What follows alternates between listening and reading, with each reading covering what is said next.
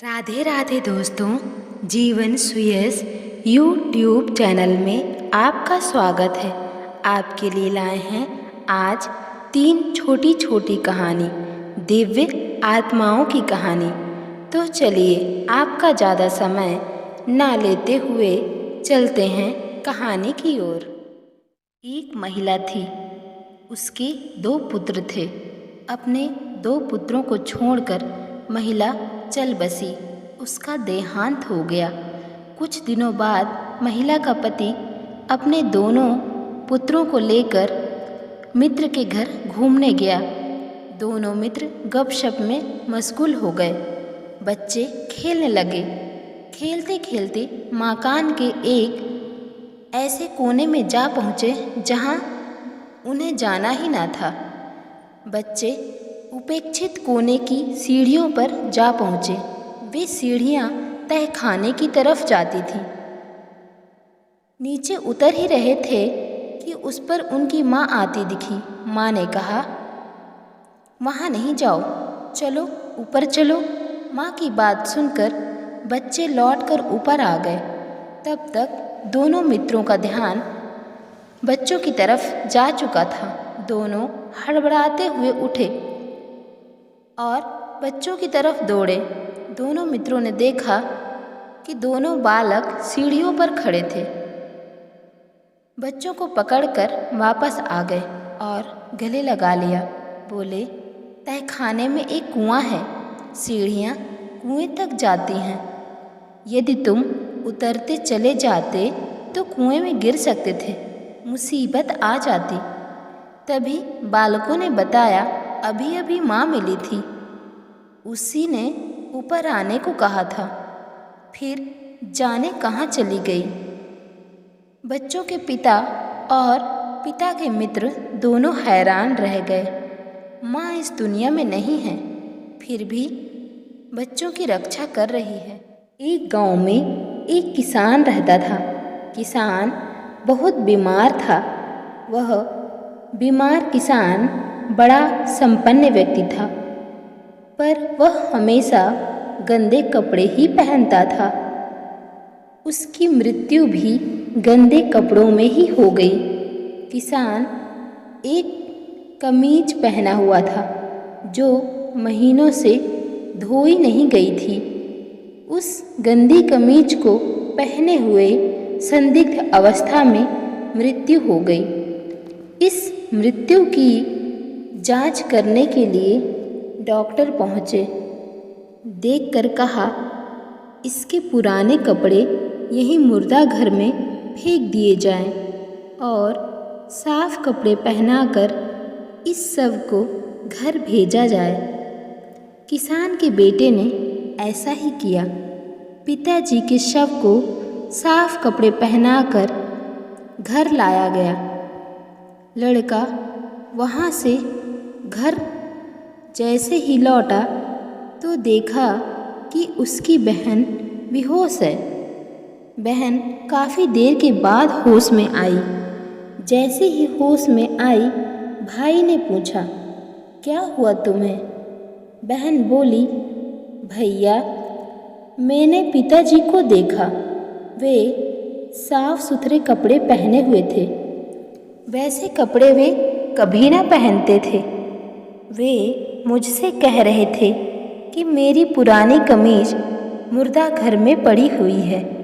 मेरी कमीज में कुछ बिल और रुपए रखे हुए हैं। लड़की की इन बातों को सुनकर आसपास के लोग बोले, कैसी बकवास कर रही है यह लड़की। परंतु लड़की के भाई ने सुना। तब लड़के ने बताया कि हाँ, सचमुच ही उनके पुराने कपड़े उतार कर मुर्दा घर में फिकवा दिए गए हैं। सच्चाई जानकर लोगों में आतुरता जागी। तुरंत ही सच्चाई को जानने के लिए मुर्दा घर गए। लोगों ने देखा, मृत किसान की मैली कमीज वहाँ पड़ी हुई थी। कमीज उठाकर देखी गई। उसमें भीतर की ओर बड़ी ही सावधानी से एक थैली सिली हुई थी। उसमें बिल भी थे और रुपए भी। सभी लोग इस घटना को देखकर अचंभित हो गए और वहाँ उपस्थित सभी लोगों ने माना कि मृत्यु के बाद भी चेतना अपनी बौद्धिक क्षमता के साथ जीवित रहती है। एक बार एक नगर की सड़क में भयंकर आग लग गई। आग इतनी भयानक थी कि 2 मकान जलकर राख हो गए। उन 2 मकान में से किसी एक मकान में एक बुढ़िया थी जिसे सांस लेने में समस्या हो रही थी। बुढ़िया का दम घुटने लगा। दम घुटने के कारण बुढ़िया पहले ही मर गई थी। बुढ़िया को छोड़कर सभी लोगों की जान को बचा लिया गया। आग इतनी भयंकर थी कि वहाँ से और कोई सामान बाहर निकाल कर लाना बहुत मुश्किल था। कुछ समय बाद ही दोनों मकान लगभग जल चुके थे। तभी घर की मालकिन को याद आया कि उसकी एक सखी ने अपने छोटे बच्चे को एक दिन के लिए उसके घर पर छोड़ा है और वह किसी आवश्यक कार्य के लिए चली गई है। वह बच्चा उसके ही घर के एक कमरे में सो रहा था। वह कमरा पूरी तरह आग की लपटों से घिरा हुआ था। आग की गर्मी से उस समय पत्थर भी ऐसे पिघल रहा था जैसे मोम हो। पत्थर पिघल पिघल कर टपक रहा था। ऐसी स्थिति में बच्चे को बचाना नामुमकिन था। जीवन की आशा करना ही व्यर्थ था। बच्चे की खोज करने कौन जाता, किसी में साहस ही ना था। पर एक आग बुझाने वाले कर्मचारी ने साहस जुटाया, उपकरण बांधे और ध्यान साधा। उस कमरे में जा पहुंचा जहां बच्चे को सुलाया गया था। उस समय तक घर का काफ़ी हिस्सा जलकर गिर गया था। फर्श का बहुत सा हिस्सा जलकर गर्म और लाल हो चुका था। फिर भी कर्मचारी ने साहस दिखाया, आगे बढ़ा तो देखा कमरे में गोलाई से आग लगी हुई है, जो अस्वाभाविक और समझ के न आने वाला था। उस गोल सुरक्षित स्थान में बालक ऐसे सोया हुआ था जैसे कोई अपनी माँ की गोद में लेटा हो।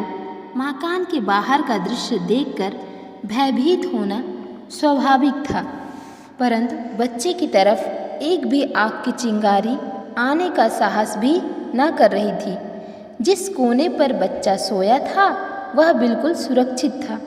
जिस स्थान पर चारपाई थी वहाँ बिल्कुल भी आग न थी, परंतु वहाँ एक प्रकार का दिव्य तेज था, जैसे वह दिव्य तेज बच्चे की रक्षा कर रहा हो।